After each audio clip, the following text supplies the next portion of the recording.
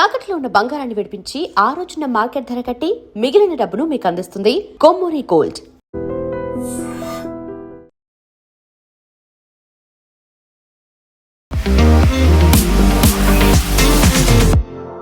నమస్తే, నేను Kavitha. Welcome to I dream news and నిజాలు. ఏడాది పాటు బంగారాన్ని కొనకండి. హైదరాబాద్లో బహిరంగ సభలో ప్రధానమంత్రి నరేంద్ర మోదీ చేసినటువంటి వ్యాఖ్యలు ఇప్పుడు దేశవ్యాప్తంగా చర్చకు దారితీశాయి. నిజంగా బంగారానికి భారతదేశ ఆర్థిక వ్యవస్థకి ఉన్నటువంటి లింక్ ఏంటి? సంవత్సరం తర్వాత బంగారం ధర తగ్గబోతోందా? ఎందుకని ఏడాది కాలం పాటు ఆపమని చెప్తున్నారు? బంగారం రిజర్వులు తగ్గిపోయాయా, లేకుంటే విదేశీ మార్గద్రవ్యానికి ఇప్పుడు జరుగుతున్నటువంటి యుద్ధానికి భారతదేశంలో ఉన్నటువంటి గోల్డ్ నిల్వలకి ఉన్నటువంటి సంబంధం ఏంటి? బోల్డ్ అని క్వశ్చన్స్ ఉన్నాయి కదా, వాటి గురించి మాట్లాడుకుందాం. మనతో పాటుగా ఉన్నారు సీనియర్ జర్నలిస్ట్ సురేష్ కొచ్చతిల్ గారు. సార్ నమస్తే. సో బంగారాన్ని ఏడాది పాటు కొనకండి అనేటువంటి ఒక మాటతో ఇప్పుడంటే విపరీతంగా పెరుగుతోంది. ఏడాది తర్వాత ఏమైనా తగ్గుతుందా? ఆ దిశగా చర్యలు తీసుకుంటారా? అలాంటి భరోసా ఏమన్నా ఇస్తున్నారా మోదీ అనుకున్నప్పుడు? కాదు, అలాంటి భరోసా కాదు, ఏదో సంక్షోభం ఉంది, దానికి సంబంధించినటువంటి ఇండికేషన్స్ ఇస్తున్నారండి. ఏమవుతోంది? What exactly is happening now? ఇప్పుడు ఈ ఇరాన్ ఇజ్రాయెల్ యుఎస్ యుద్ధంలో మనకందరు తెలిసింది ఒకటి, ఆయిల్ ప్రైసెస్ చాలా ఎక్కువైనాయి. $70 ఉన్న ఆయిల్ ప్రైస్ ఇప్పుడు 110 నడుస్తుంది. దాంతో గవర్నమెంట్ ఆఫ్ ఇండియాకి బయట నుంచి ఆయిల్ తెచ్చుకోవాలంటే అంత ఎక్కువ డబ్బులు ఖర్చు పెట్టాల్సి వస్తుంది. ఆబ్వియస్లీ మన దగ్గర ఉన్న ఫారిన్ ఎక్స్చేంజ్ ఉంటుంది. ఇవాళ నిన్న సాయంత్రం దాకా మన దగ్గర ఉన్న foreign exchange reserves $703 billion. Comparison చేయాలంటే పాకిస్తాన్ దగ్గర 25 బిలియన్ ఉంది అంతే. So they are like bankrupt economy completely. వాళ్ళకి 2 వారాలు 3 వారాలకు ఉన్న క్రూడ్ ఆయిల్ కొన్న డబ్బులు కూడా వాళ్ళ దగ్గర లేవు. చాలా దేశానికి ఇదే పరిస్థితిలో ఉన్నారు. మనం బికాజ్ మనకి వేరే స్ట్రాంగ్ ఎకానమీ, మన దాంట్లో FDI ఇన్వెస్ట్మెంట్స్ వస్తారు, బయట నుంచి బయట పనిచేసే ఇండియన్స్ వాళ్ళ రెమిటెన్సెస్ పంపిస్తారు. సో ఆ కన్వర్జన్లో మనకి వీ హ్యావ్ $703 బిలియన్. కానీ ఇదో ఒకరోజు అది 650 అవుతుంది, మళ్ళీ 680కి వెళ్తుంది. డిపెండింగ్ ఆన్ ఈ ఫారిన్ ఇన్స్టిట్యూషనల్ ఇన్వెస్టర్స్ వాళ్ళ ఒకరోజు పుల్అవుట్ చేస్తారు, నెక్స్ట్ డే పెట్టుబడి మళ్ళీ పెడతారు, ఇండియన్ కంపెనీస్లో ఫారిన్ డైరెక్ట్ ఇన్వెస్ట్మెంట్ పెడతారు. అన్నిట్లో ఇది వేరీ అవుతూనే ఉంటుంది. కానీ ఒక యావరేజ్ 650-700 దాకా తిరుగుతుంది చాలా రోజుల నుంచి. ఇప్పుడు గవర్నమెంట్ ఆఫ్ ఇండియా ఏమంటున్నారు, ఇప్పుడు మేము ముందు ఒక సింపుల్ ఎగ్జాంపుల్ ఇవ్వాలంటే, ముందు మేము $100 ఖర్చు పెడితే ఇప్పుడు మేము $140 ఖర్చు పెట్టాల్సి వస్తుంది. యాక్చువల్లీ ఆయిల్ డబుల్ అయిపోయింది. 70 నుంచి it has gone to 110. Okay, so మీరు ఒక $50 ఎక్కువైంది అనుకోండి, 50%. So now it has gone to 80% ఎక్కువైంది. సో గవర్నమెంట్ ఆఫ్ ఇండియా $100 ముందు ఖర్చు పెడుతుంటే ఇప్పుడు $180 దాకా ఖర్చు పెట్టాల్సి వస్తుంది. సో న్యాచురలీ మన దగ్గర ఉన్న ఫారిన్ ఎక్స్చేంజ్ రిజర్వ్స్ పడిపోతుంది. So current account deficit problem వస్తుంది. అంటే మనకు ఇల్లు నడిపిస్తున్నప్పుడు మనకున్న ఖర్చు, మనకి ₹1,00,000 జీతం ఉంటే ఆ ₹1,00,000 లోపలనే మనం నడిపించుకుంటాం. We won't go above that. Above వెళ్తే ప్రాబ్లం అయిపోతుంది. దెన్ పర్సనల్ లోన్లు, క్రెడిట్ కార్డులు అన్నీ వాడుకుంటాం మనం. ఏదో ఒక రోజు ప్రాబ్లంలో వచ్చేస్తాం. So discipline, physical discipline is చాలా important. And I think best example of physical discipline మన ఇంట్లో ఉన్న హోమ్ మేకర్స్. వాళ్ళు ఇల్లు నడిపిస్తున్నట్లు ఎవరు నడిపించలేరు. వాళ్ళ దగ్గర ఉన్న వచ్చిన డబ్బు ఆదాయం తీసుకొని వాళ్ళు కరెక్ట్గా నడిపిస్తారు. వాళ్ళ ఇంట్లో ఉన్న ఖర్చులు, పిల్లల ఫీజు, మిగతా దాంట్లో హౌస్ హోల్డ్ ఎక్స్పెన్స్ అన్నీ చాలా బాగా నడిపిస్తారు. దాంతో తర్వాత సేవింగ్ కూడా చేస్తారు, తీసుకెళ్ళి FDలో వేస్తారు కొంచెం డబ్బులు. ఇప్పుడు అదే లాజిక్ గవర్నమెంట్ ఆఫ్ ఇండియా దగ్గర ఉంది. సో గవర్నమెంట్ ఆఫ్ ఇండియా ఏమంటున్నారంటే, మనకి ఎసెన్షియల్ అయినది మనం కొనాల్సింది, వీ హ్యావ్ నో చాయిస్. ఇప్పుడు క్రూడ్ ఆయిల్ మన దగ్గర లేదు, బయట నుంచి కొనాల్సిందే. ఉంది మన దగ్గర, కానీ ఒక 10-20%, 10% ఉంటుంది మన దగ్గర లోకల్. మన కృష్ణా గోదావరి బేసిన్ కానీ, బాంబే హై కానీ చాలా తక్కువ. కేన్ ఆయిల్ ఫీల్డ్స్ రాజస్థాన్లో అట్లాంటిది. మిగతా అంతా అక్కడి నుంచి తెచ్చుకోవాలి. క్రూడ్ ఆయిల్ అయిపోయింది. నెక్స్ట్ క్రూడ్ ఆయిల్లో చాలా వేరియేషన్స్ ఉంటుంది. ఇక్కడ వచ్చిన తర్వాత రిఫైన్ చేసిన petrol, diesel, aviation fuel, kerosene అన్నీ ఉంటుంది. ఇది కాకుండా గ్యాసెస్ ఉంటుంది, ప్రొపేన్, బ్యూటేన్, మీథేన్ గ్యాసెస్ అని ఉంటుంది. సో ఫర్టిలైజర్స్ దీన్ని తయారవుతుంది. మళ్ళీ nitrogen again is a gas also. So ఇదన్నీ మనం బయట నుంచి తెచ్చుకుంటున్నాం చాలా మటుకు. ఇదంతా ఎసెన్షియల్ మనకి. కానీ నాన్ ఎసెన్షియల్గా చాలా ఉన్నాయి. దాంట్లో బంగారం ఒకటి. మీరు బంగారం కొనకపోతే మీకు ఏం కాదు, ఇవాళ దేశం ఆగిపోదు. So government of India, Modi garu మన సికింద్రాబాద్లో పరేడ్ గ్రౌండ్లో మాట్లాడితే ఏమన్నారంటే, మీరు ఖర్చులు తగ్గించండి, బేసిక్లీ మీ పర్సనల్ ఖర్చు కూడా తగ్గించండి. ఎందుకంటే మనం ఇండివిజువల్ కార్లు వెళ్తున్నప్పుడు ఇద్దరిని తోడు తీసుకెళ్తే మన కార్కి ఆ ఇద్దరు పర్సనల్ వెహికల్స్ యూజ్ చేసేది ఒక వెహికల్ వెళ్తున్నది. మనం కోవిడ్ టైంలో కూడా చేసాం కూడా. అంటే కార్ పూలింగ్ అనేది, అని దానికన్నా ముందు కూడా మొదలైంది కార్ పూలింగ్ మన సేవింగ్ కోసం. రెండవది, మన పబ్లిక్ ట్రాన్స్పోర్ట్ యూజ్ చేయాలని చెప్పారు. మెట్రో లాంటిది, బస్సెస్ లాంటిది యూజ్ చేయండి. ఎందుకంటే మళ్ళీ ఇండివిజువల్ వెహికల్స్ తగ్గిపోతుంది, దాని మీద ఉన్న ఫ్యూయల్ ఖర్చులు తగ్గుతుంది, మన ఫ్యూయల్ ఇంపోర్ట్ బిల్ పడిపోతుంది. దీనికి ఒక మంచి ఎగ్జాంపుల్ నేను దీనికన్నా ముందు కూడా చెప్పాను బహుశా మన డిస్కషన్లో. దీన్ని ఇండియన్ రైల్వేస్ వాళ్ళ లోకోమోటివ్స్ ఇంజిన్స్ ఎన్నో ఉండే, వందలాది ఇంజిన్స్ ఉన్నారు వాళ్ళ దగ్గర, I don't know exact number, huge number of, అది గుడ్స్ ట్రైన్స్కి యూజ్ చేస్తారు, ప్యాసింజర్ ట్రైన్స్కి యూజ్ చేస్తారు, అన్నిటికీ యూజ్ చేస్తారు. ఈ లోకోమోటివ్స్ ముందు డీజిల్ ఉండే, మొత్తం ఫస్ట్ కోల్ ఉండే, బొగ్గుది ఉండే, దాని తర్వాత డీజిల్ వచ్చింది, ఇప్పుడు కంప్లీట్గా ఎలక్ట్రిక్ చేసేసారు, ఎలక్ట్రిఫికేషన్. ఆలోచించండి, they're one of the biggest importers డీజిల్లో. ఇండియన్ రైల్వేస్ చాలా పెద్ద కన్జ్యూమర్ ఉండే, ఇప్పుడు వాళ్ళ బిల్లు చాలా తగ్గిపోయింది, 98% తగ్గిపోయింది. సో అన్నారు మోదీ గారు, సో పని చేయండి, ఎలక్ట్రిక్ వెహికల్స్ యూజ్ చేయండి, సో దట్ మన బయట నుంచి తెచ్చుకున్న ఈ ఫ్యూయల్ మనం డిపెండ్ కాక్కర్లేదు. ఒక సిరీస్ ఆఫ్ మూవ్స్లు చెప్పుకుంటూ వచ్చి మోదీ గారు లాస్ట్లో గోల్డ్ గురించి చెప్పారు. బంగారం నెక్స్ట్ 1 yearకి కొనుక్కోండి, ఎందుకంటే ఈ సంక్షోభం రేపు అయిపోతే కూడా, రేపు ఆగింది అనుకోండి, స్ట్రైట్ ఆఫ్ హార్మోస్ ఇదంతా యుద్ధం ఆగితే కూడా 1 సంవత్సరం పాటు దాని ఇంపాక్ట్ ఉంటుంది. క్రూడ్ ఆయిల్ ప్రైసెస్ ఇమ్మీడియట్గా తగ్గదు, 90 దగ్గర ఉంటుంది. అది ఈవెన్ ఇప్పుడు 110 ఉన్నది, 90 దాకా రావచ్చు అంతే. కానీ పాత లెవెల్ 70-70కి రాదు ఇప్పటికి, అది 1 సంవత్సరం కన్నా ఎక్కువ తీసుకుంటుంది. ఎందుకంటే ఖతార్లో ఉన్న రిఫైనరీస్ పోయినాయి, మొత్తం కొట్టారు. ఇరాన్, కువైత్ కూడా అంతే సంగతి, బహ్రెయిన్ అదే, సౌదీ అరేబియా అరామ్కో మీద కొట్టారు, ఇరాక్లీ ఆయిల్ ఫీల్డ్స్ మీద కొట్టారు, ఒమాన్ ఫీల్డ్స్ మీద కొట్టారు. సో చాలా మటుకు దేశాలు వాళ్ళ రిఫైనరీస్ మొత్తం ధ్వంసం అయినాయి. దాన్ని రిపేర్ చేయడానికి మినిమం ఒక 6 నెలల నుంచి 6 సంవత్సరాలు పట్టచ్చు. ఆ ఫుల్ ప్రొడక్షన్కి రావాలంటే that will take time. So 1 year Modi గారు దానికోసం చెప్పారనమాట. ఒక ఎగ్జాంపుల్ ఇవ్వాలంటే, మన దేశంలో బంగారం లాస్ట్ ఇయర్ మనం ఫిజికల్, దట్ ఈస్ 2025-26 ఫైనాన్షియల్ ఇయర్లో $72 బిలియన్ బంగారం తెచ్చుకున్నాం. 1 billion is 100 crores, అంటే 7,200 కోట్ల బంగారం మనం తెచ్చుకున్నాం భారతదేశానికి. ఇది ఇంపోర్టర్స్ తెచ్చుకుంటారు, అంటే అది బులియన్ రేట్తో తెచ్చుకుంటారు, వాళ్ళు తెచ్చుకొని దాన్ని అమ్ముకుంటారు, దాన్ని కన్వర్ట్ చేస్తారు ఇంటూ, అది కొన్ని ఎక్స్పోర్ట్ కూడా ఉండొచ్చు దాంట్లో. కొన్ని ఫర్మ్స్ ఓన్లీ ఎక్స్పోర్ట్లు ఉంటారు, ఎస్ఈజెడ్లు ఉంటారు, వాళ్ళు తెచ్చుకొని వాళ్ళు దాన్ని ఇండియన్ జ్యువెలరీగా కన్వర్ట్ చేసి బయటికి పంపిస్తారు. మళ్ళీ బయట యూరోప్లోనే, యూఎస్లోనే ఇండియన్ కన్జ్యూమర్స్ అక్కడున్న షాప్ నుంచి కొనుక్కుంటారని చెప్పి. మిగతా మన దేశంలో ఉంటుంది. మన దేశంలో అన్నిటికంటే బెస్ట్ పార్ట్ ఏంటంటే, మన దగ్గర ఉన్న ఇంట్లో ఉన్న మహిళలు, మన దగ్గర యూజువలీ ఉమెన్కి బంగారం అంటే ఇట్స్ అ ఫ్యాసినేషన్. చిన్నప్పటి నుంచి మనం పెళ్లి కోసం అని చెప్పి పక్కన తీసి పెడతాం, ఎప్పుడు బంగారం కొంచెం ఎవ్రీ మంత్ కొంటాము, లేకుంటే అప్పుడప్పుడు డబ్బులు వచ్చినా, బోనస్ వచ్చినా బంగారం కొంటూనే ఉంటాం మనం. బంగారం ఇంకోటి అడ్వాంటేజ్ అంటే, పెళ్ళి ఒకటే కాదు, ఇట్స్ అ సేఫ్ ఇన్వెస్ట్మెంట్. రేపు మనకు ఒక పర్సనల్ క్రైసిస్ వస్తే, అది హెల్త్ క్రైసిస్ ఉండొచ్చు, లేకుంటే ఒక ఇల్లు కొనాలని కూడా సడన్గా, లేకుంటే ఏదైనా ఒక వెహికల్ కొనాలన్నా, మన దగ్గర క్యాష్తో ఇవ్వాలంటే యూ కెన్ యూజ్ దట్ బంగారం. ముందు మనం బంగారం తీసుకెళ్ళి అమ్ముతుండే, దాని తర్వాత బ్యాంకులు ఆఫర్ చేయడం మొదలుపెట్టారు గోల్డ్ లోన్. దాని తర్వాత గోల్డ్ లోన్ కంపెనీస్ వచ్చారు, ముత్తూట్ లాంటి కంపెనీ, వాళ్ళు తీసుకొని ఇంట్రెస్ట్ ఛార్జ్ చేస్తారు దాని మీద. మన దగ్గర భారతదేశంలో ఇప్పుడున్న ఫిగర్స్ ప్రకారం మన దగ్గర almost total house hold gold మన దగ్గర 30,000 టన్ గోల్డ్ ఉంది మన దగ్గర. అంటే అది 30 లక్షల కిలోలు బంగారం మన ఇప్పటిదాకా ఉంది మన ఇళ్లలో. చాలా మట్టుకు అది లాకర్స్లో పడి ఉన్నాయి. It's dead investment. మీకు ఏం ఇంట్రెస్ట్ రావట్లేదు, దాని నుంచి ఏం రాదు.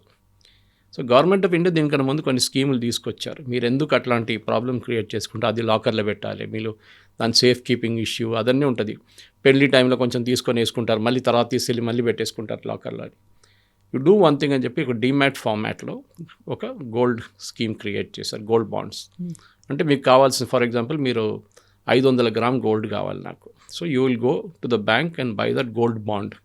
మీకు వాళ్ళొక ఫిక్స్డ్ డిపాజిట్ సర్టిఫికేట్ లాగా ఒక సర్టిఫికేట్ ఇస్తారు, మీరు ఇంత బంగారం కొన్నారు, దాంట్లో 8 సంవత్సరాల దాకా క్యాపిటల్ గెయిన్స్ ట్యాక్స్ ఉండదు, మీరు తీసుకెళ్ళచ్చు, మీకు 2.5% ఇంట్రెస్ట్ వస్తుంది, అండ్ ఈ బంగారం విలువ ఎంత ఇంక్రీజ్ అవుతుందో దాన్ని బట్టి మీ మెచ్యూరిటీ టైంలో వెన్ యూ విత్డ్రాయింగ్ ఇట్ మీకు ఆ విలువ వచ్చేస్తుంది. ద రిస్క్ ఇస్ పడింది అనుకోండి, ఆ రిస్క్ కూడా ఉంటుంది తగ్గిందంటే కూడా. బట్ ఇది చాలా మటుకు సేఫ్గా ఒక ఇన్వెస్ట్మెంట్, ఎందుకంటే మనకు టెన్షన్ ఉండదు. మనకి బంగారం ఇంట్లో పెట్టాము, దొంగలు వస్తారు వాడతారో, ఆ టెన్షనే ఉండదు. సో కానీ ఇట్స్ ఇన్ పేపర్ ఫార్మాట్, అది ఒక డిసడ్వాంటేజ్. ఇప్పుడు ఈ జరుగుతున్న సంక్షోభంలో మోదీ గారు అదే చెప్పారు, మీరు బంగారం కొనడం తగ్గించండి, 1 year దాకా అట్లీస్ట్ కొనొద్దని చెప్పలేదు. దీనికి ఒక హిస్టారికల్ త్రో బ్యాక్ కూడా ఉంది కవిత గారు. దీంట్లో మనం రాహుల్ గాంధీ గారు నిన్న ఒక స్టేట్మెంట్ ఇచ్చారు, మోదీ గారు ఫెయిల్ అయ్యారు, దట్ ఇంటర్నేషనల్ లెవెల్ ఏం చేయలేకపోయారు, అది ఇదని చెప్పారు. నిజంగా అదే విశ్లేషణలు కావచ్చు, లేకపోతే ప్రతిపక్షాలు చేస్తున్న ఆరోపణలన్నీ కూడా ఇప్పుడు ప్రధానమంత్రి నరేంద్ర మోదీ చేతులు ఎత్తేసారా, ఒక ఫైనాన్షియల్ క్రైసిస్, ఎకనామికల్గా ఒక క్రైసిస్ వచ్చేసింది, he is not able to handle it, అలా ఆయన హ్యాండిల్ చేయలేక ప్రజల మీద రుద్దుతున్నారు, ఆ భారాన్ని మీరే తగ్గించుకోండి అని ఇండైరెక్ట్గా మనకు చెప్తున్నారా అనే మాట కాదు, ఒక వార్నింగ్ ఇచ్చారు ఆయన. మన దగ్గర $703 billion as of yesterday evening మన దగ్గర ఉంది, కంఫర్టబుల్, అది ఏ టెన్షన్ లేదు. నేను చెప్పాను చూడండి, లాస్ట్ ఇయర్ మనం 72 బిలియన్ గోల్డ్ ఇంపోర్ట్ చేసుకున్నాం భారతదేశం.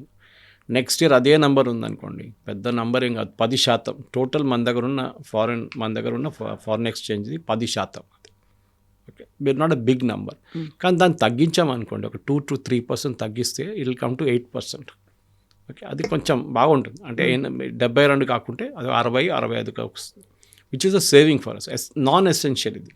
అదే టైంలో మనం పెట్రోల్, డీజిల్, క్రూడ్ ఆయిల్ కొనలేక మనం ఉండలేం, మనకు కావాల్సింది అది. అక్కడ కూడా మోదీ గారు ఏం చెప్పారు, కట్ డౌన్ చేయండి, సో దట్ మనం ఎంత ఇంపోర్ట్ చేసిన ముందు 100 బిలియన్ అనుకోండి, we'll cut it down to 80 billion తగ్గిద్దాం మనం అని చెప్పేసి. ఇది చాలా ఇంపార్టెంట్ అనమాట. దానికోసం అన్నారు, అవుట్ ఆఫ్ కంట్రోల్ వెళ్ళలేదు, he's just given a warning. ఎందుకంటే ప్రతి దేశంలో ఈ సంక్షోభం ఉంది. యూరోప్లో కొన్ని దేశాల్లో అయితే GDP is going to fall by 2 to 3%. Gas prices అంత పెరిగింది అక్కడ. ఆస్ట్రేలియా అదే క్రైసిస్, న్యూజిలాండ్ అదే క్రైసిస్. రాహుల్ గాంధీ చెప్పే ముందు నేను ఆలోచించాలంటే వాళ్ళ రెజీమ్లో కూడా ఇది జరిగింది 2-3 సార్లు. ఈ బంగారు సంక్షోభం గురించి చెప్తున్నాను నేను మోస్ట్లీ. ఫ్యూయల్ది తర్వాత దానికన్నా ముందు కూడా చిదంబరం గారు తెలిసిన అందరికీ గోల్డ్ బాండ్స్ ఇష్యూ చేశారు 180,000 కోట్లది, ప్రైసెస్ని తక్కువ పెట్టడానికి. అది మొత్తం మోదీ గారికి అప్పగించేసి వెళ్ళిపోయారు తర్వాత కట్టకుండా. అది it's a different story altogether. కానీ మనం ఒక గోల్డ్ కంట్రోల్ యాక్ట్ అని చెప్పి 1968లో ఇందిరాగాంధీ హయాంలో ఒక ఆర్డర్ వచ్చింది, గోల్డ్ కంట్రోల్ యాక్ట్ 1960. దాంట్లో ఏం చెప్పారంటే, మీరు గోల్డ్ బార్ కానీ గోల్డ్ కాయిన్ మీరు మీ దగ్గర పెట్టుకోలేరు, మీ లాకర్లో ఉంటే అది తీసి దాన్ని జ్యువెలరీగా కన్వర్ట్ చేయండి ఇమ్మీడియట్గా. అండ్ మీ లాకర్లో ఏముందో మొత్తం డిస్క్లోజ్ చేయండి, దాంట్లో జ్యువెలరీ ఉందా, కాయిన్స్ ఉందా, బార్లు ఉన్నాయి, ఇంకా బిస్కెట్ ఫామ్లు ఉందా, ఏముంది చెప్పండి అని చెప్పి గోల్డ్ కంట్రోల్ యాక్ట్ తీసుకొచ్చారు. కానీ అది పెద్ద ఒక బ్లాక్ మార్కెట్గా మారిపోయింది. దాని తర్వాత మీ దగ్గర గోల్డ్ బార్ ఉందనుకోండి, మీరు తీసుకొని ఇంకొకరికి ఇస్తారు, ఆయన సేఫ్ కీపింగ్లో పెట్టుకుంటారు. మీ దగ్గర అడిగితే నా దగ్గర ఏం లేదు చూడండి, ఖాళీగా ఉన్నాం మేము, మా దగ్గర ఉన్న బంగారమే ఉంది, మా దగ్గర జ్యువెలరీ ఫామ్లో ఉందంటారు. కానీ that thing is lying with somebody else అనమాట. తర్వాత 1990 అనుకుంటాను, that got repealed because it led to huge black market. దాని తర్వాత 80-20 అని చెప్పి 2013-14 మన్మోహన్ సింగ్ టైంలో, last year of Manmohan Singh గవర్నమెంట్లో 80-20 రేషియో అని తీసుకొచ్చారు ఒకటి. అప్పుడు కూడా ఒక physical current account deficit crisis ఉంది. ఆ వీడియోనే చిదంబరంది ఇప్పుడు వైరల్గా తిరుగుతుంది ఇంటర్నెట్లో, సోషల్ మీడియాలో. అప్పుడు చిదంబరం గారు కూడా ఇది అన్నారు, కరెంట్ అకౌంట్ డెఫిసిట్ ప్రాబ్లం ఉంది మనకి, బంగారం కొనకండి ఇప్పుడు అని చెప్పి అప్పుడు అపీల్ చేశారు. అండ్ ఈ but in this 80-20 ratio. This is basically ఎక్స్పోర్టర్స్కి చేసేది. అంటే బంగారం, నేను చెప్పాను చూడండి, బంగారం తెచ్చుకుంటారు త్రూ గవర్నమెంట్ ఏజెన్సీస్, దాని తర్వాత దాన్ని జ్యువెలరీగా కన్వర్ట్ చేసి పంపిస్తారు SEZ నుంచి. సో గవర్నమెంట్ ఏమన్నారు, మీరు ఫర్ ఎగ్జాంపుల్ 10 టన్నులు గోల్డ్ తెచ్చుకున్నారు, ఓకే, మీరు పని చేయండి, ముందు 2 టన్నులు ఎక్స్పోర్ట్ చేయండి, దాని తర్వాత మీరు 80 టన్నులు కొనుక్కోండి, 20% ఎక్స్పోర్ట్, 20 టన్నులు మీరు ఎక్స్పోర్ట్ చేసిన తర్వాతనే you can bring in 80 turns gold again. అది మీరు డొమెస్టిక్లో మళ్ళీ వాడుకొని దాన్ని కన్వర్ట్ చేసి మళ్ళీ ఎక్స్పోర్ట్ చేస్తారు. అది కూడా పెద్ద ఒక ఫ్రాడ్ జరిగింది దాంట్లో కూడా. తర్వాత దాన్ని కూడా స్క్రాప్ చేసేసారు తర్వాత. సో మన దగ్గర సంక్షోభాలు వచ్చినాయి, చాలాసార్లు వచ్చినాయి.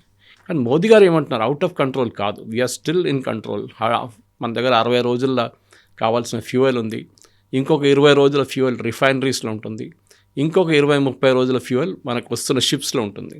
ఓకే, సో మనకు ఒక 3 నెలల దాకా టెన్షన్ లేదు, మనకు నడుస్తుంది, బాగానే నడుస్తుంది, మనం మేనేజ్ చేసుకుంటున్నాం. మిగతా ఈ స్ట్రైట్ ఆఫ్ హార్మోస్ నుంచి కాకుండా మనం మిగతా సోర్సెస్ నుంచి క్రూడ్ ఆయిల్ తెచ్చుకుంటున్నాం లాస్ట్ 2-3 నెలల్లో, లాంగ్ టర్మ్ అగ్రిమెంట్స్ చేసుకున్నాం. కానీ కాస్ట్ ఎక్కువ. సో మీరు దాన్ని ఖర్చులు తగ్గించండి, మనం పబ్లిక్ ట్రాన్స్పోర్ట్ యూజ్ చేద్దాం, ఎలక్ట్రిక్ వెహికల్స్ యూజ్ చేద్దాం, సో దట్ మన డిపెండెన్స్ ఆన్ క్రూడ్ ఆయిల్ తగ్గించాలి. దానికి మనం మీకు గుర్తుంటుంది, ఒక ఎథనాల్ బ్లెండింగ్ స్కీమ్ అని చెప్పి పెట్టాం మనం. అది పెద్ద కాంట్రవర్సీ అయిన తర్వాత మీకు గుర్తుంటుంది, ఫస్ట్ 10% చేసినప్పుడు నితిన్ గడ్కరీ గారిని అందరు ట్రోల్ చేశారు, మా ఇంజిన్ కెపాసిటీ, ఇంజిన్ ఎఫిషియన్సీ తగ్గిపోయింది, మా మైలేజ్ తగ్గిపోయిందని చెప్పి. అది యాక్చువల్లీ గల్ఫ్ లాబీ పని. అది మన భారతదేశంలో ఉన్న న్యూస్ పేపర్స్లో ఆర్టికల్స్ రాపిచ్చారు, వాళ్ళ PR ఏజెన్సీస్ని యూజ్ చేసుకుంటే అది మన మీడియాని వాడుకున్నారు, అది కాకుండా social media accounts, bot accounts create చేసి దాంట్లో ఇదే ఫేక్ న్యూస్ పెట్టారు. సో నితిన్ గడ్కరీ గారు ఛాలెంజ్ చేశారు, ఎవరైనా మీరు తీసుకురండి, we will get it independently verified. దాని తర్వాత దాన్ని 20% చేశారు. సో మీరు ఒక్కొక్క 10% ఇంక్రీజ్ చేస్తున్నా అక్కడ 10% ఫ్యూయల్ పడిపోతుంది, ఇంపోర్ట్ చేసే ఫ్యూయల్ పడిపోతుంది కాస్ట్. సో అది వాళ్ళకు పెద్ద ప్రాబ్లం. సౌదీ అరేబియా కానీ, ఇరాన్ కానీ, ఖత్తర్ కానీ, మిగతా కువైత్, బహ్రెయిన్ వాళ్ళకి ప్రాబ్లం. ఎందుకంటే మనం చైనా తర్వాత మనమే బిగ్గెస్ట్ కన్జ్యూమర్ ఆఫ్ ఆయిల్. మనం తీసుకోకపోతే ఇంకెవరు కొనుక్కుంటారు? సో 10%, 20% పడిపోవాలంటే చాలా పెద్ద టెన్షన్ వాళ్ళకి. అదే జరిగింది, 20% పడిపోయింది అప్పుడు. ఇప్పుడు నితిన్ గడ్కరీ గారు అంటున్నారు, I can even take it to 100%.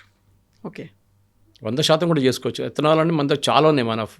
మన ఫార్మర్స్ ప్రొడ్యూస్ చేస్తారు, షుగర్ కేన్ కానీ మిగతా, దాని నుంచి వస్తున్నది ethanol product. So by product అన్నమాట. సో భారతదేశం ఇప్పుడు ఒక ఆల్టర్నేటివ్ సిస్టమ్ ఆలోచించాలి. ఇండియన్ రైల్వేస్ ఎట్లా చేశారో మనం కూడా we should go to electric completely. For example చాలాసార్లు కోట్ చేస్తుంటాను ఎగ్జాంపుల్, నేను కొచ్చిన్ ఎయిర్పోర్ట్ కేరళ 100% సోలార్తో నడుస్తుంది. సోలార్ నడవడం ఒకటే కాదు, they give power to the grid. Kerala electricity బోర్డుకి వాళ్ళు పవర్ ఇస్తున్నారు. ఎందుకంటే మీరు రాత్రిపూట ఎక్కువ వాడరు ఏసీ, ఆ టైం లైట్స్ కొంచెం అంటే ట్రాఫిక్ తగ్గుంటుంది ఆ టైంలో. పొద్దున పూట బహుశా ఎక్కువ వాడతారు, ఏసీ ఉన్నప్పుడు కూడా వాడతారు ఎయిర్పోర్ట్స్లో, ట్రాఫిక్ ఎక్కువ ఉంటుంది. It depends. సో ఆ టైంలో మీరు వీల్కి ఇవ్వచ్చు directly, you can give it back to the grid Kerala electricity బోర్డ్కి. అది చాలా ప్లేసెస్లో నడుస్తుంది. ఈవెన్ కేరళలో ఇండివిజువల్ హౌసెస్ కూడా అది చేస్తున్నారు. మోదీ గవర్నమెంట్ ఇప్పుడు సోలార్ గురించి చాలా పెద్ద డ్రైవ్ చేస్తున్నారు దాన్ని. సో మన దేశంలో మనం చేయాల్సిందే. ఎందుకంటే ఇప్పుడు దాకా మన దేశంలో మనం ఒక పవర్ ప్లాంట్ డీజిల్ మీద నడిపించట్లేదు. ఉండే ముందు కేరళలో కాయంకుళం అని చెప్పి ఒక ప్లేస్లో Kerala government use to run a plant diesel మీద. తర్వాత డీజిల్ రేట్లు ఎక్కువైన పైన అది తాళం వేసేసారు దానికి. సో మన దగ్గర ఆ టెన్షన్ లేదు. మనకు బొగ్గు ఉంది, న్యూక్లియర్ ఉంది, రిన్యూబుల్ ఎనర్జీ ఉంది, solar and wind and all that. So మన దగ్గర చాలా మటుకు what we need is there అన్నమాట. సో కావాల్సింది ఏంటంటే ఇప్పుడు మనం కన్జంప్షన్ తగ్గించాలి. It's a national cause. దాంతే మోదీ గారు చెప్పారు. దానికి ఇంత పెద్ద ఏం చెప్తారు, ఒక క్యాంపెయిన్ నడిపించారు వీళ్ళు. కాకపోతే పరిస్థితి మనకి బియాండ్ కంట్రోల్ ఉందా, మన చేతుల్లో లేకుండా పోయిందా?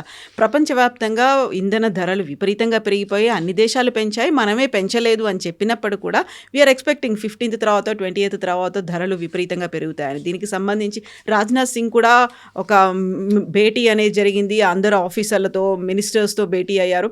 60 days వరకే మనకు నిల్వలు ఉన్నాయి అనేది, ఇంధన నిల్వలు ఉన్నాయి, 45 days వరకే ఎల్పిజి అనేది ఉంది అని. ఆ తర్వాత ఏం జరుగుతుంది? 60 రోజులు 45 రోజుల తర్వాత ఏమవుతుంది? క్రైసిస్ మీద పడుతుందా మనకి? ఇది 60 days అనేది ఒక recyclable product. Strategic petroleum reserves అంటాం. నేను ఒకసారి ఎక్స్ప్లెయిన్ కూడా చేశాను బహుశా. ఎందుకంటే మన సంప్ లాగా ఉంటుంది, మన ఇంట్లో ఉన్న వాటర్ సంప్ లాగా గవర్నమెంట్ ఆఫ్ ఇండియా దగ్గర పెద్ద పెద్ద సంపులు ఉన్నాయి. పెద్ద అంటే లక్షల లీటర్స్ అరౌండ్ విశాఖపట్నం, గోవా, ముంబై దగ్గర, చెన్నై దగ్గర, కేరళ, పారాదీప్, చాలా చోట్లలో ఉన్నాయి. So what they do is oil మన రేట్లు తక్కువ ఉన్నప్పుడు తీసుకొచ్చి దాంట్లో నింపేస్తారు. So it will have about 60 days of stock with us. 60 రోజులకి మనకి ఏదైనా క్రైసిస్ అయిందనుకోండి, ఇప్పుడు ఈ జరిగే క్రైసిస్ లాగా ఏదైనా క్రైసిస్ అయితే మన దగ్గర 60 రోజులకు ఉన్న ఫ్యూల్ ఉంటుంది. అది కాకుండా నేను చెప్పాను చూడండి, రిఫైనరీలో ఒక 20 రోజులది ఉంటుంది, రిఫైన్ చేస్తుంటారు, 20 రోజులది షిప్స్లో వస్తుంటుంది. ఇది ఫినిష్ కాదు, ఇది రీసైకిల్ చేస్తూనే ఉంటారు. ఇది 10 రోజులు తీసేసా అనుకోండి 60 రోజుల నుంచి, అప్పుడు 50 రోజులు మిగిలిందా, తర్వాత నెక్స్ట్ షిప్ వచ్చినప్పుడు దాంట్లో నింపేస్తారు first. Okay, so it become 60 again. Excess ఉన్నది రిఫైనరీకి వెళ్తుంది మళ్ళీ. సో ఈ 45 రోజులు ఉన్న దానికన్నా ఎక్కువ మనం స్టోర్ చేయలేము. We cannot store. China it self world's largest consumer. వాళ్ళు ఇంత పెద్ద దేశం వాళ్ళది, దాంట్లో వాళ్ళు కూడా పెద్ద రిజర్వ్స్ క్రియేట్ చేసుకున్నారు. ఇప్పుడు వాళ్ళ దగ్గర ఉన్న 200 రోజుకి 205 రోజుల నుంచి 210 రోజుల దాకా వాళ్ళ దగ్గర ఎస్పీఆర్ ఉంది. యూరోప్లో అయిపోయినాయి కంప్లీట్లీ. స్ట్రాటజిక్ పెట్రోలియం రిజర్వ్ 0 లెవెల్కి వెళ్ళిపోయింది.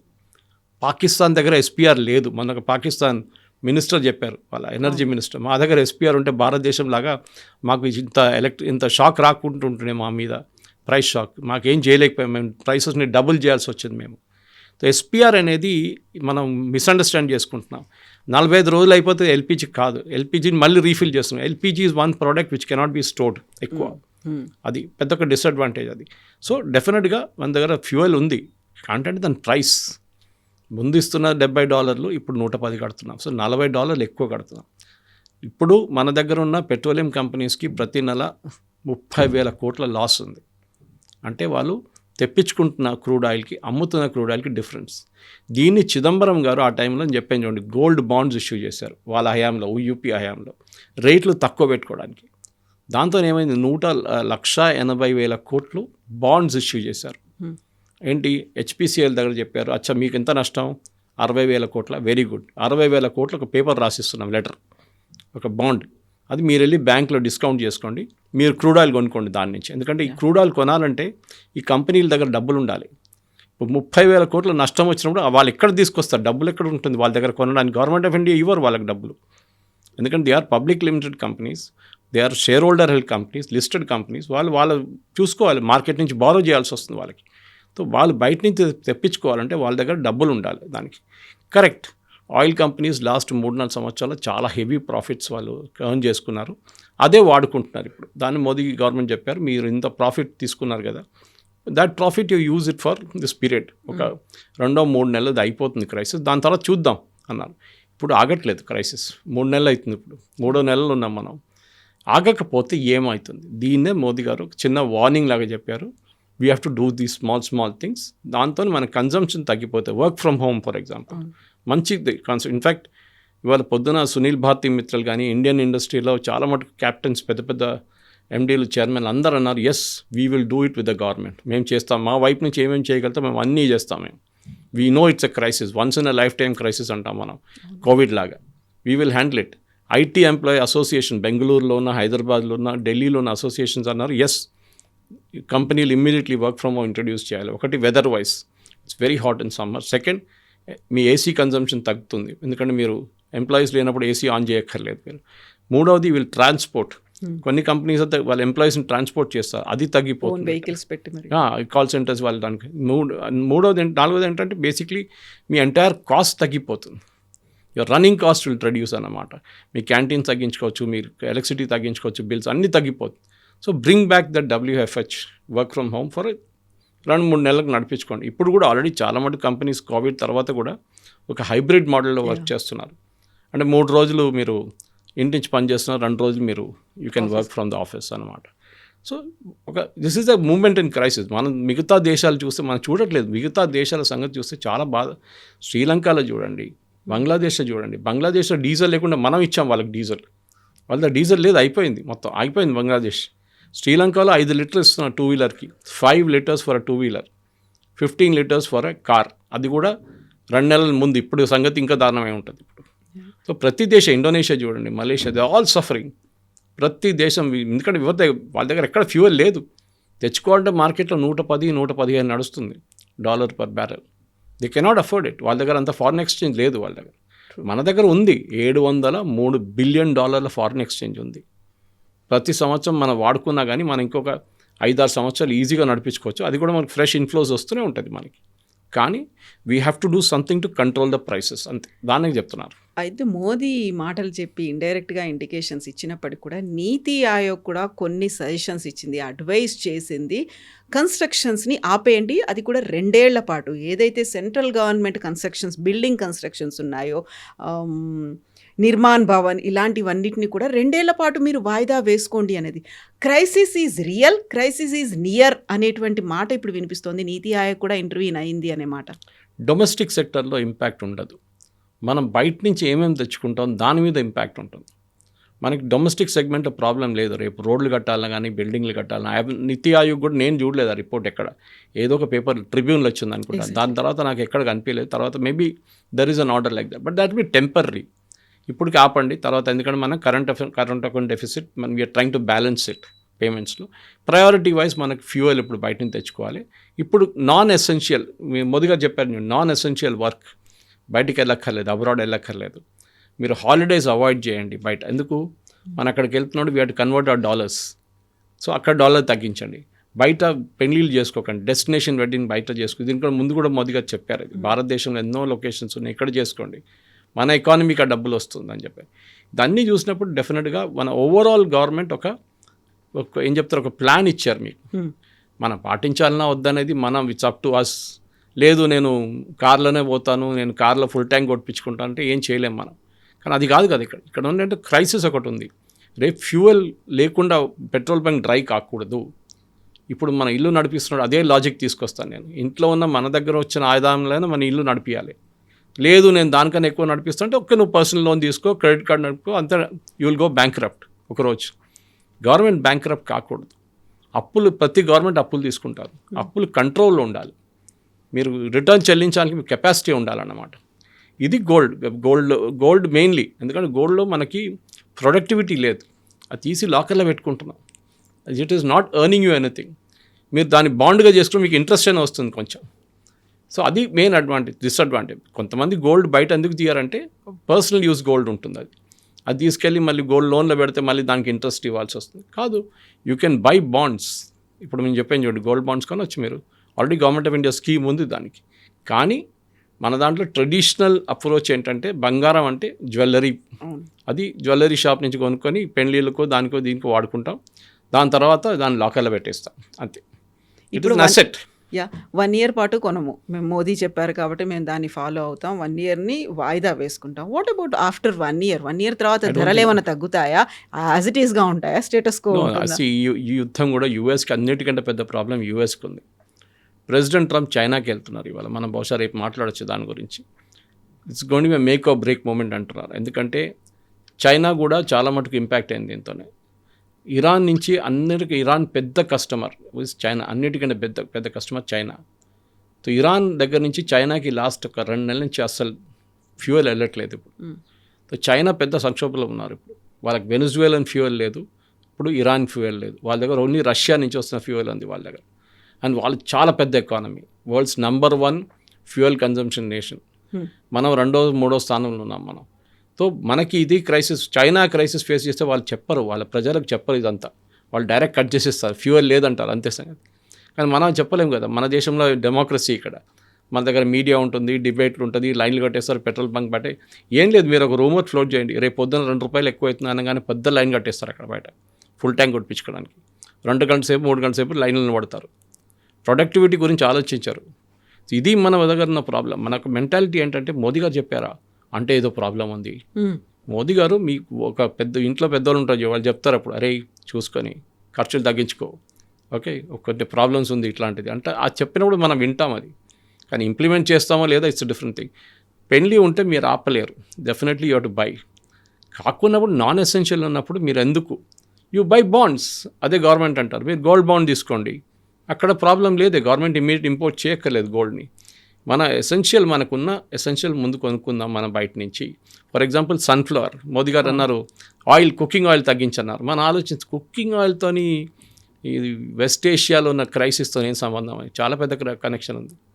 ఎందుకంటే మనకి యుక్రెయిన్ రష్యా యుద్ధం మొదలైనప్పుడు మన దగ్గర సన్ఫ్లవర్ ఆయిల్ ₹120-130 నుంచి సడన్లీ $220కి వెళ్ళిపోయింది. ₹100 పెరిగింది. ఎందుకంటే మన దగ్గర సన్ఫ్లవర్ అనే ఒక సీడ్ మనం ఎక్కువ గ్రో చేయట్లేదు మన దేశంలో. మనం బయట నుంచి తెప్పించుకొని ఇక్కడ క్రష్ చేసి దాని ఆయిల్ తయారు చేస్తాం, సన్ఫ్లవర్ ఆయిల్. అది పీనట్, ఈవెన్ గ్రౌండ్ నట్స్ కూడా అంతే. కానీ గ్రౌండ్ నట్ కన్సంప్షన్ చాలా తక్కువ, చాలా మటుకు ఎక్కువ సన్ఫ్లవర్ వాడతారు. కోకోనట్ ఆయిల్ ఫస్ట్ కేరళ లాంటి ప్లేస్ నుంచి, అక్కడి నుంచి కూడా ప్రొడ్యూస్ అవుతుంది. అక్కడ కూడా కన్సంప్షన్, ప్రొడక్షన్ తగ్గిపోయింది కేరళలో కూడా. నా Andhra is number 1 coconut producer. అట్లాంటి పరిస్థితుల్లో గవర్నమెంట్ ఆఫ్ ఇండియా ఏమంటున్నారు, మీరు తగ్గించండి కుకింగ్, ఎందుకంటే మళ్ళీ ఇది కూడా బయట నుంచి తెప్పించుకోవాలి నేను. మీరు పామ్ ఆయిల్ మలేషియా నుంచి తెప్పించుకుంటారు పామ్ ఆయిల్, అగైన్ మీరు $డాలర్లు పెట్టాలి దానికి. సో వై రెడ్యూస్, హెల్త్ కూడా బాగుంటుంది కొంచెం తగ్గి, దేశం కోసమే కాదు దేహం కోసం అనేది చెప్పారు. ఇంకా ముందు కూడా చెప్పారు మోదీ గారు, కుకింగ్ గురించి చెప్పారు, ఆయిల్ తగ్గించండి మీ ఫుడ్లో అని చెప్పి. కానీ మన దగ్గర అది ఒకసారి ఫ్లోట్ కాస్తేనే మనకు కొంచెం ఇది ఉంటుంది. సో ఇట్లాంటి 1, 2, 3, 4, 5 అని చెప్పి 10 స్టెప్స్ ఉంటుంది చూడండి, అది ఇంప్లిమెంట్ చేస్తే చాలు. ఒక $100 బిలియన్ మన ఇంపోర్ట్ బిల్ తగ్గిపోతే మనకు చాలా పెద్ద రిలీఫ్ ఉంటుంది. ఏం అవుట్ ఆఫ్ కంట్రోల్ కాదు, it is current account deficit ఎప్పుడైనా వైడన్ అవుతుంది. అది ఎక్కువ కాకుండా చూసుకోవాలి మనం. అంటే మనకు వచ్చే ఆదాయం, మనకు వచ్చే ఖర్చు, దాట్స్ అ డెఫిసిట్. ఆ డెఫిసిట్ని మనం కరెక్ట్గా మెయింటైన్ చేసుకోవాలి. అండ్ ఎస్పెషలీ ఫారిన్ ఎక్స్చేంజ్ రిజర్వ్స్లో గవర్నమెంట్ ఆఫ్ ఇండియా దగ్గర మస్తు డబ్బులు ఉంటాయి, ₹1,00,000 కోట్ల బడ్జెట్ ఉంటాయి వాళ్ళ దగ్గర. కానీ ఫారిన్ ఎక్స్చేంజ్ ఎక్కడ, మీరు అమెరికా నుంచి ప్రింట్ చేసి తీసుకురాలేరు కదా, you have to earn foreign exchange. So మన దగ్గర దుబాయ్లో అక్కడిక్కడ పనిచేస్తున్న వాళ్ళు పంపిస్తున్న శాలరీ ఇక్కడికి, వాళ్ళ సేవింగ్స్ పంపిస్తున్న, అది కూడా మనకి డాలర్ ఫామ్లో వస్తుంది అన్నమాట. సో ప్రతి డాలర్ని మనం చాలా కేర్ఫుల్గా వాడుకోవాలి, ప్రయారిటీ వైజ్ వాడుకోవాలి. ప్రయారిటీ లేనప్పుడు పక్కన పెట్టచ్చు, it's not a priority right now. అది మన ఇంట్లో కూడా అదే పాలసీ, దేశం కూడా అదే పాలసీ ఫాలో చేయాలి మనం. ఎస్ సార్, చూద్దాం. Thank you so thank you much. Very much.